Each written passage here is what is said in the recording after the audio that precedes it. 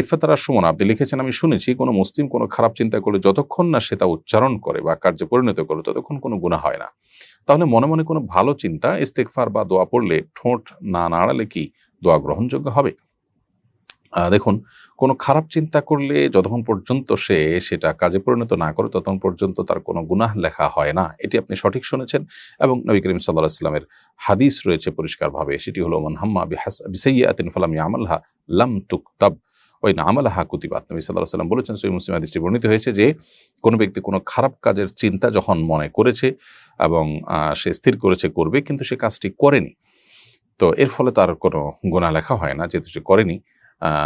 এবং যদি সে ওই আমলে লিপ্ত হয় তখন তার বদামল লেখা হয়।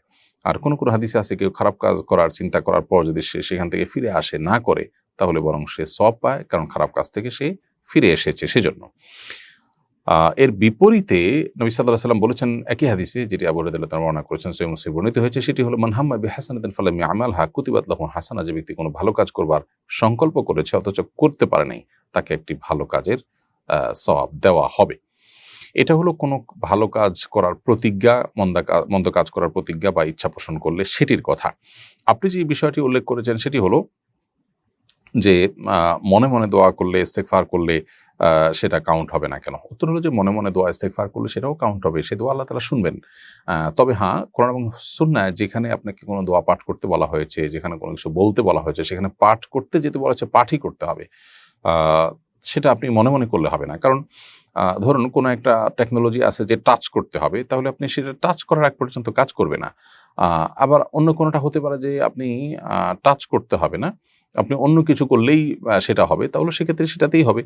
এজন্য হাদিসে যেখানে পড়ার কথা বলা আছে সেখানে তো মনে চিন্তা করলে হবে না। কারণ আপনি তো হাদিসের ওই নির্দেশটা আমল করেননি। সেজন্য দোয়া, দুরূদ, ইস্তিগফার যদি কোথাও পড়তে বলা হয় সেখানে মনে মনে পড়লে হবে না।